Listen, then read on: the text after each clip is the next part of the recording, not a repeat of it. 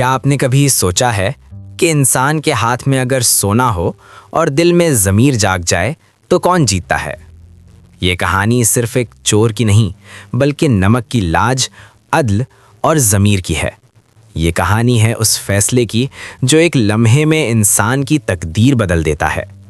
یہ واقعہ ہے عباسی دور کے بغداد کا، وہ بغداد جس کی گلیوں میں علم بکتا تھا اور عدالتوں میں انصاف ہوتا تھا۔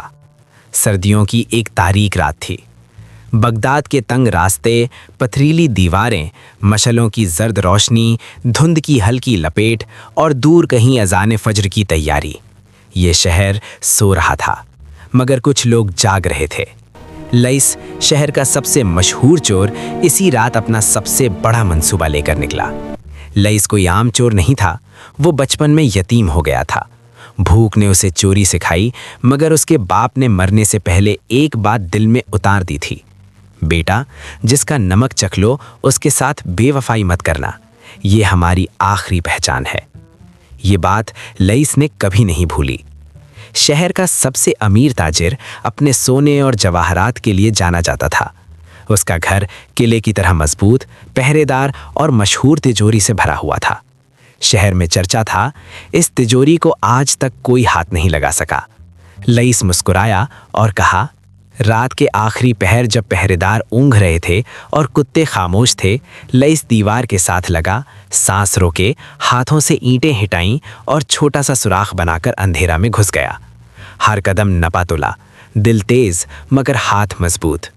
آخر کار وہ پہنچ گیا تجوری کے سامنے۔ اب وقت آ گیا ہے۔ تجوری کھلی، سونا، ہیرے، جواہرات۔ لئیس کی آنکھیں چمک گئیں۔ اس نے بوری بھری، اتنی دولت اس نے کبھی خواب میں بھی نہیں دیکھی تھی۔ پھر اس کی نظر میز پر رکھی ایک سفید ڈلی پر پڑی۔ یہ کیا ہے؟ اس نے سوچا، چکھ لیا جائے۔ نمک زبان پر رکھتے ہی وقت رک گیا۔ سونا ہاتھ میں تھا مگر باپ کی آواز دل میں گونجی: بیٹا، جس کا نمک چکھ لو اس کے ساتھ غداری مت کرنا۔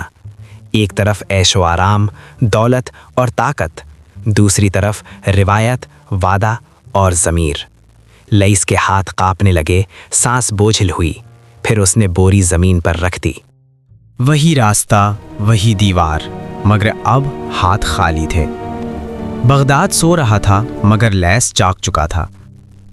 صبح دیوار ٹوٹی، تجوری کھلی مگر سونا ویسا ہی موجود تھا۔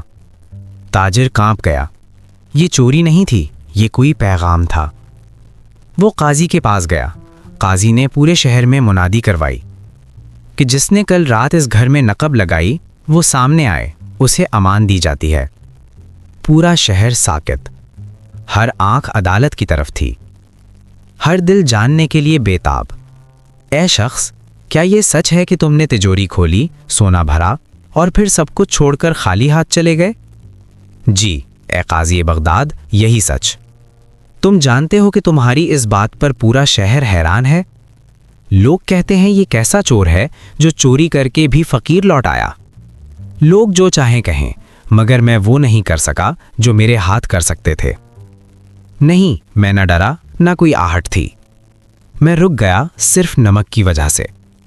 نمک؟ کیا بغداد کے فیصلے اب نمک سے ہونے لگے ہیں؟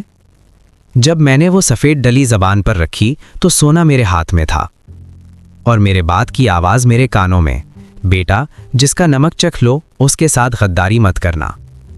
قاضی: اور تم نے زندگی بھر کی دولت صرف ایک روایت پر قربان کر دی؟ لئیس: جی ہاں، چوری میرا پیشہ ہو سکتا ہے مگر بے نمکی میرا دین نہیں۔ قاضی نے کہا، جو شخص نمک کی لاج رکھتا ہو وہ شہر کا محافظ بن سکتا ہے۔ لئیس رو پڑا۔ چوری سے نہیں، شکر سے۔ اس نے توبہ کی، شادی ہوئی اور وقت کے ساتھ وہ بغداد کا کوتوال بن گیا۔